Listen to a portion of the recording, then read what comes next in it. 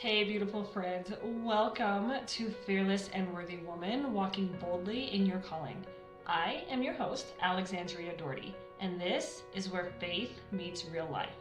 Around here, we believe in who God says we are, obey His calling, lead with confidence, and do the work faithfully because you were never meant to play small with the gifts He's given you. So, grab your coffee, open your heart, and let's get bold in what God's calling you to do.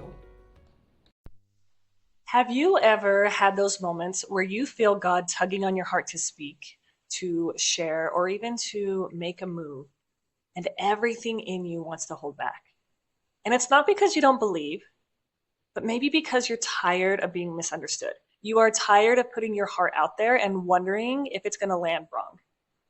I have been there more times than I can count. There have been moments where I knew God was asking me to say something, to pray with someone, to share my story, to bring Him into the conversation.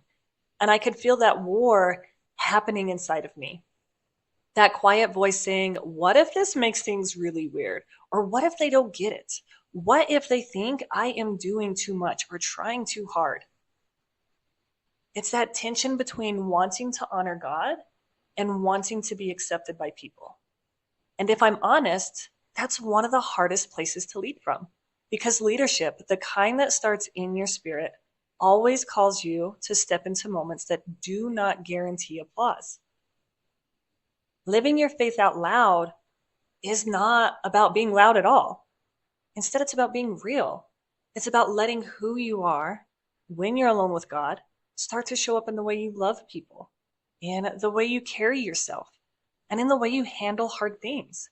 Sometimes leadership does look like being bold, but other times it looks like being steady when everything around you feels like it's crumbling.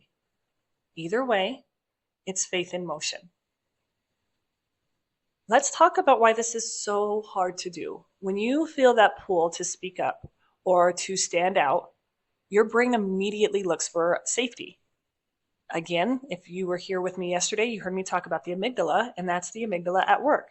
It's the same part that we talked about being wired to protect you. But here's the thing. Your brain doesn't just protect you from physical danger. It also tries to protect you from emotional pain. Things like rejection, embarrassment, even failure. So when you think about being vulnerable, your body reacts as if you are standing in front of a firing squad. Your heart starts to race, your hands get shaky, maybe your stomach tightens. You start replaying old memories of that one time that you opened up and it just did not go well. Psychologists call this social threat activation.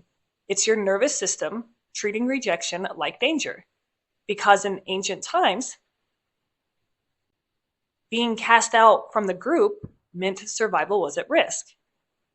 That wiring still runs in us today. So every time you think about sharing your faith or setting a boundary or being your full self, your brain scans for any past evidence that it's not safe. But here's what's incredible about how God designed you. Your brain can learn new evidence. It can learn that visibility and safety can actually coexist.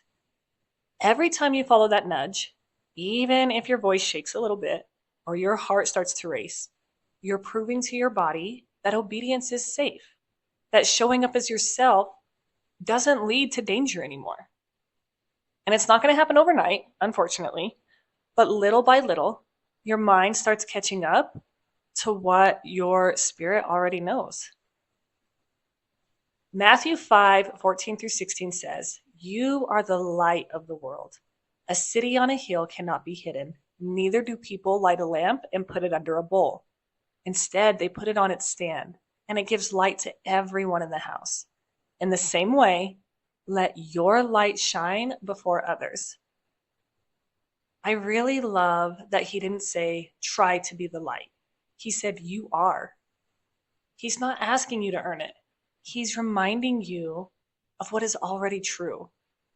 And here's the thing about light. It doesn't need to force anyone to see it. It just shines. When you stop dimming what God put inside of you, that light naturally spills out in the way you speak, in how you treat people, and the way you handle yourself when no one's clapping for you. Living your faith out loud doesn't mean being perfect or always knowing the right words.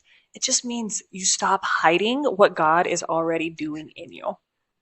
That's what influence really is. Not power or attention, but really just that presence, that kind of presence that makes people feel peace when you walk into the room. And of course, that leads us to our faith step of the day. Today, I want you to take one simple step toward being seen in your faith.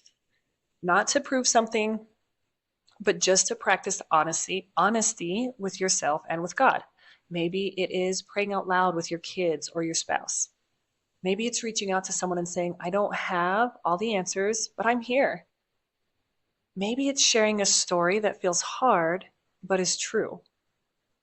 And when you do it, don't rush past the feeling. Notice it. Notice the fear, the peace, the relief, all of it. Because every time you do, you're teaching your brain that this kind of visibility is safe. Write down one sentence tonight that starts with, today I led by, and let God show you how many small moments are already shaping you into the woman you're becoming. I hope today's episode reminded you that leadership is not about titles. Instead, it's about trust. You don't have to be loud to make an impact. You just have to be faithful with the light God already gave you. Keep showing up, keep choosing courage over comfort, and keep walking boldly in your calling. If this spoke to your heart, share it with a friend who needs to hear it. And make sure to hit subscribe so you never miss your faith step of the day. And before you go, make sure you grab your free Truth Exchange worksheet. You'll find the link in the description. Until next time, remember, you are worthy, you are loved, and you are called, empowering you always.